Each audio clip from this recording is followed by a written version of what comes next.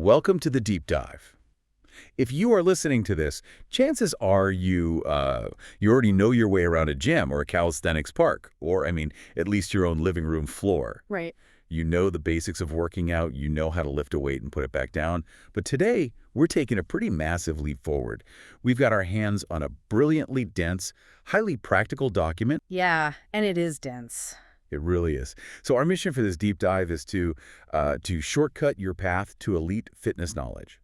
We're extracting 9 advanced strategies specifically designed to help you break through plateaus, save you a ton of time, and honestly just teach you how to train significantly smarter.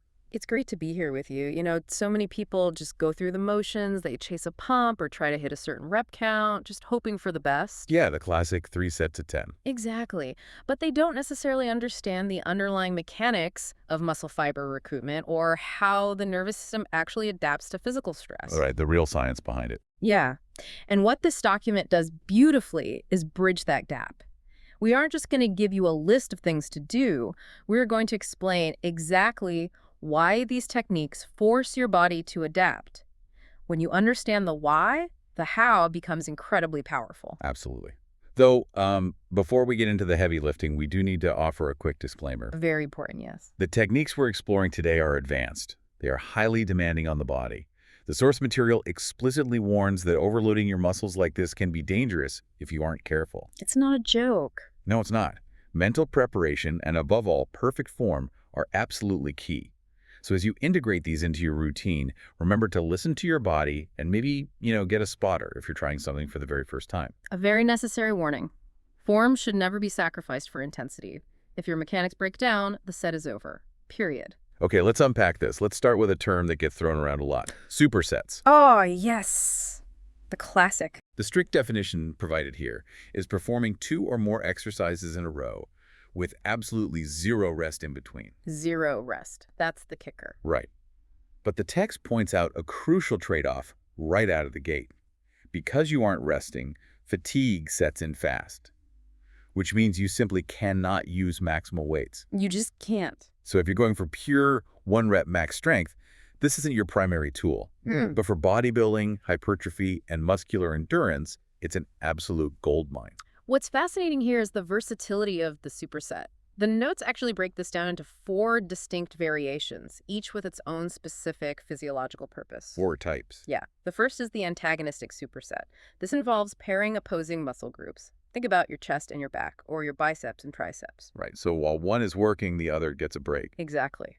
When one muscle contracts, the antagonist muscle naturally relaxes. So if you pair a dip with a chin-up, your pulling muscles are actually resting while your pushing muscles are working. That makes sense. It is an incredibly efficient way to keep your overall intensity up while slashing your workout time in half.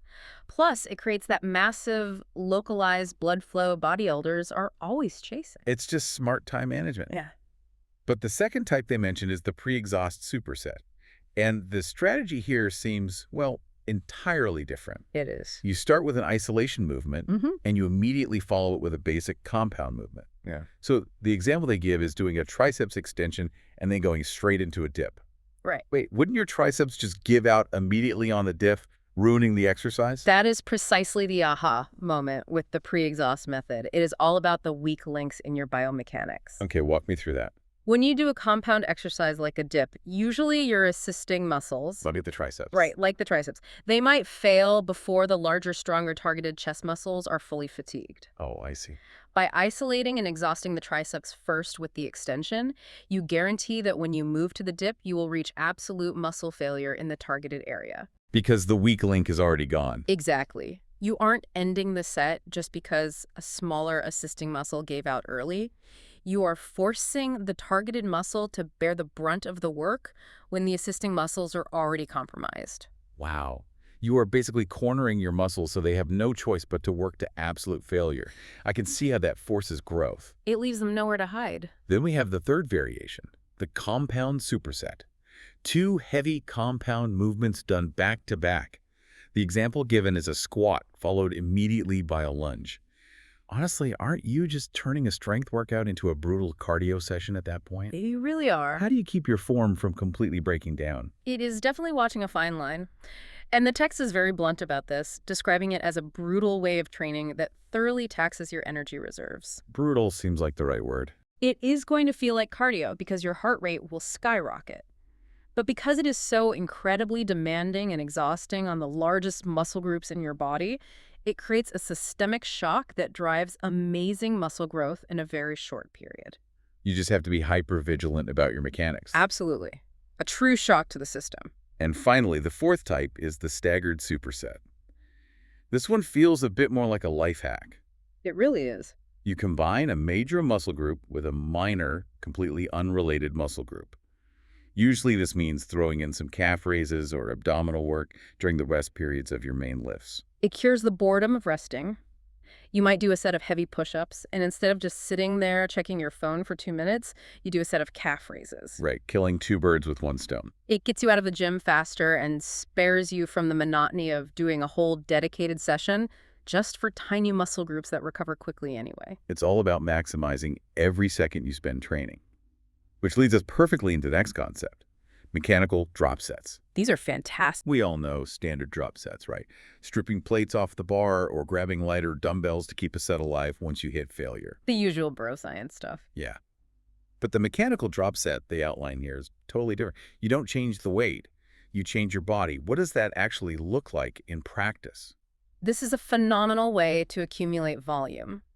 The underlying theory here is that when you reach failure on an exercise, you haven't actually reached absolute muscular failure. I haven't. No, you've only reached failure at that specific mechanical disadvantage. Okay, so By adjusting your leverage, you make the movement biomechanically easier, allowing you to cumulatively recruit more and more muscle fibers that would have otherwise remained dormant. how do we adjust that leverage without just dropping weights? The examples provided are highly practical. Imagine doing diamond push-ups until you literally cannot push yourself off the floor anymore. Been there. Right. Without resting, you immediately widen your hands to a regular push-up stance. That wider base gives you a better mechanical advantage, and suddenly you can keep going. Oh, wow. Or taking a pull-up to absolute failure, then immediately dropping under a bar to perform inverted rows. Basically shifting the angle to recruit fresh assisting muscles. Exactly. Another great one is doing jump squats until your legs are completely on fire, then transitioning straight into regular bodyweight squats. Oh, that sounds painful. It is. They even suggest going from a handstand push-up directly into a pike push-up. I love that. And if you happen to train with a friend, there are some really clever weighted partner variations. You could do push-ups while your partner physically presses down on your back to add resistance. And then, when you fail, Once you hit failure, they take their hands off, and you continue with regular bodyweight push-ups. It's dynamic, auto-regulating resistance. that sounds incredibly taxing. In Yeah. fact, the source material is very clear on recovery here. Yeah. Because supersets and drop sets demand so much from your body, you need to limit them to 2 or maybe 3 times a week for a specific muscle group. Yes, more is not always better. If you just blast your body with mechanical drop sets every single day, you are going to burn out quickly. Precisely. The goal of training is to stimulate the muscle, not annihilate your capacity to recover from the work. Let's shift gears entirely. Supersets and drop sets are great for extending your time under the weight. But the document also talks about manipulating the weight in a completely different way, by hacking how our brain talks to our muscles. This is my favorite part. Here's where it gets really interesting. We're actually about 40% stronger during the lowering phase of a weight, the negative or eccentric phase, compared to the lifting phase. 40%. It is a massive difference, in understanding the science behind this changes how you view a repetition. When you load a movement only in the down or muscle lengthening phase, it's called negative or eccentric training. The reason it is so highly effective is that microtrauma occurs during the lengthening of the muscle while it's simultaneously contracting to maintain control against gravity. Tearing the fibers. Exactly. This specific type of cellular damage is what stimulates the release of local growth factors and revs up your body's anabolic machinery to build muscle. Hold on. Anabolic machinery sounds like something out of a sci-fi movie. You Get a simple breakdown of that. In plain English, we're talking about the body's natural muscle-building signals going into overdrive. Yes, exactly. Think of it as an emergency response system. Okay. The controlled tearing of those fibers during the negative phase sends a massive signal to your body that it needs to rebuild that tissue thicker and stronger to survive that specific stress next time. It's adapting to survive. Furthermore, eccentric overload forces your nervous system to increase its capacity to recruit motor units faster. Motor units being the bundles of muscle fibers controlled by a single nerve. Correct. Specifically, during a heavy negative, the nervous system recruits more fast-twitch muscle fibers, but fewer total muscle fibers overall. Meaning? Because these fast-twitch fibers have the greatest size and strength potential, and they are being put under immense concentrated stress, the result is significantly faster growth. So how do we actually program this without getting hurt? There are some very strict rules laid out here for negatives. You have to follow the rules. First, it has to be slow. It should take you at least 5 full seconds to lower the weight. Second, you must use the longest range of motion possible. No half reps. None. Third, keep the reps low. Because each negative rep has such a profound effect, way more than a regular lifting rep, Here? you should do no more than 8 repetitions per set. Any more than that is overkill. And finally, don't do them every workout or they will completely lose their effectiveness and fry your nervous system. The pull-up is the classic, most accessible example of this.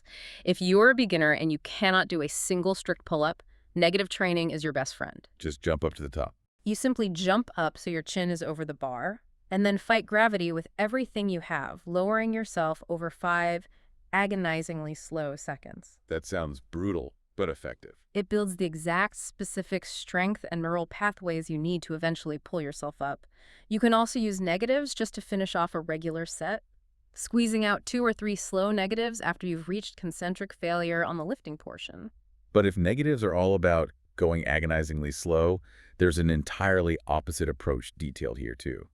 Explosive exercises. Explosive exercises involve doing the positive portion of a movement as fast as physically possible. Just launching the weight. And much like heavy negatives, explosive movements trigger profound adaptations in the nervous and muscular systems. So, They force your brain to fire those fast-twitch muscle fibers instantly, all at once, to produce a massive amount of force. Far more force than a regular, slow, controlled exercise. this builds speed. This is exactly what boosts your raw speed and power. There is a massive red flag in the notes regarding explosive movements, though. You can't just be wildly throwing your body or weights around. No, absolutely not. The absolute golden rule here is this. Even when you are exploding upward, you must still concentrate on the lowering phase of the motion. That is critical. You can explode up, but you have to control that eccentric phase so you don't hyperextend a joint or tear a ligament. That control is entirely non-negotiable. Gravity is relentless. If you don't absorb that downward force with your active muscle tissue, your passive joints and ligaments are going to take the full impact, Yikes. which is a one-way ticket to an injury. That concept of control naturally brings us to one of the most disciplined techniques in the entire document, time under tension, or TUT. TUT is a game changer. This is all about exactly how long a muscle is under strain during a single set. They highlight a very specific protocol called the 2-1-4 method. The 2-1-4 tempo is a brilliant, humbling concept. Humbling is right. It means taking 2 seconds for the positive or lifting part of the movement, holding a deliberate 1-second pause at the point of maximum contraction, and then taking 4 full seconds for the negative or lowering part. Doing a standard set of push-ups with a 2-1-4 tempo will make a relatively easy exercise feel incredibly difficult. Why is that 4-second descent so brutal? It strips away all your momentum. A bounce. Exactly. Usually people use a slight bounce or the natural elastic recoil of their tendons to help them start the next repetition. Right. By moving at that agonizingly slow pace and holding that 1-second pause, you are forcing raw muscle fiber to do 100% of the work. Nowhere to hide. The metabolic stress builds up rapidly because the muscle is essentially clamped down, restricting blood flow and trapping lactic acid. Though it burns. It burns.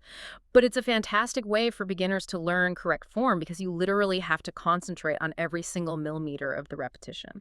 Let's contrast that slow, steady, agonizing pace with another technique designed for total fatigue. Rest pause. A completely different animal. Now, instead of dragging out the repetition, we're manipulating the rest period. The protocol here is to perform an exercise to absolute muscle failure.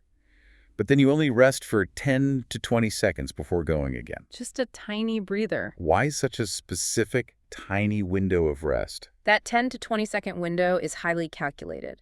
It is just enough time to utilize the muscle's rapid recovery abilities. Okay. When you hit failure, your muscle has depleted its immediate short-term energy stores.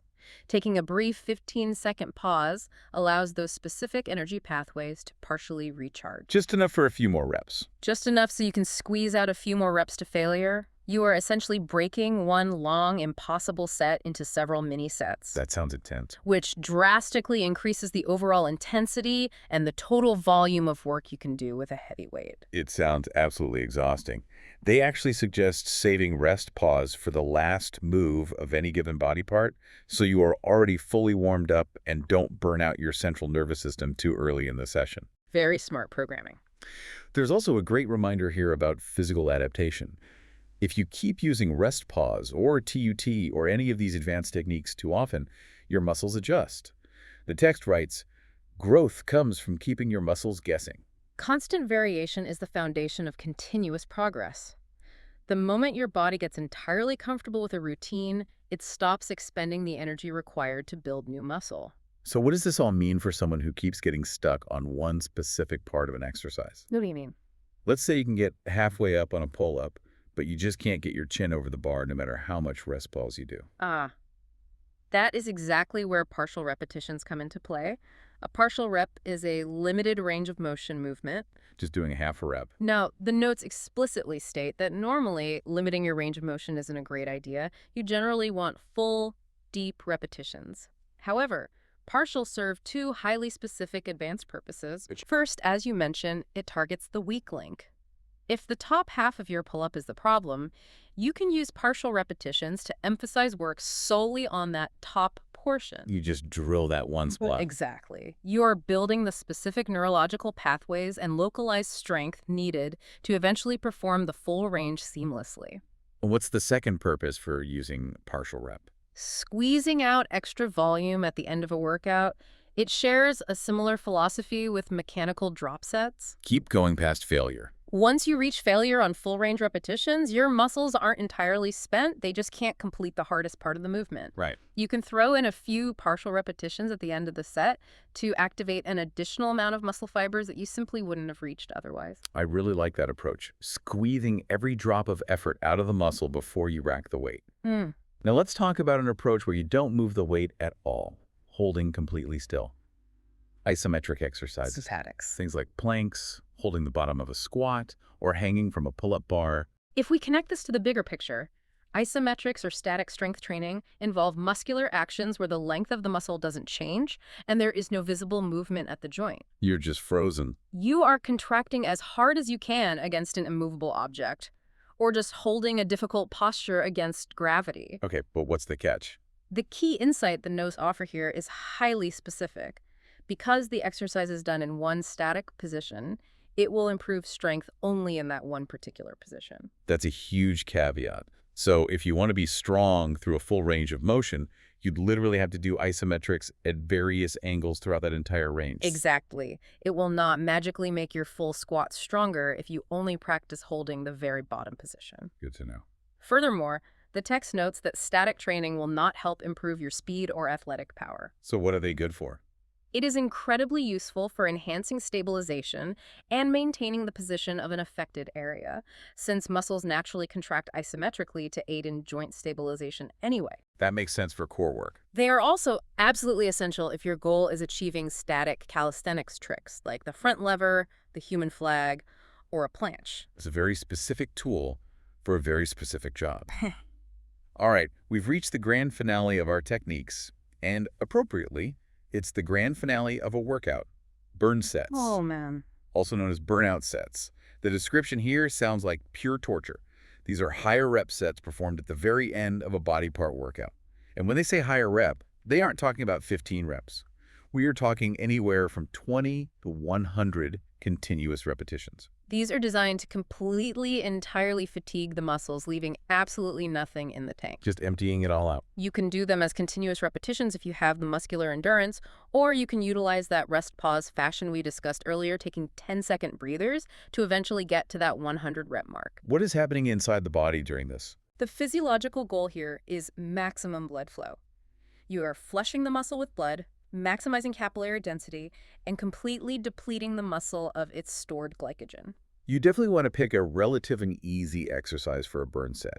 You aren't doing 100 heavy barbell squats. Please don't do that. The notes recommend things like incline push-ups or inverted rows, exercises where you can safely push to your absolute limit.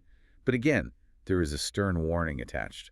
Burn sets are incredibly demanding. They're highly demanding. Despite the burning sensation, the lactic acid buildup, and the overwhelming fatigue, you still have to maintain strict form. It is the ultimate test of physical and mental endurance at the end of a session. If your form breaks on rep 82, the set ends at rep 82. And there you have it.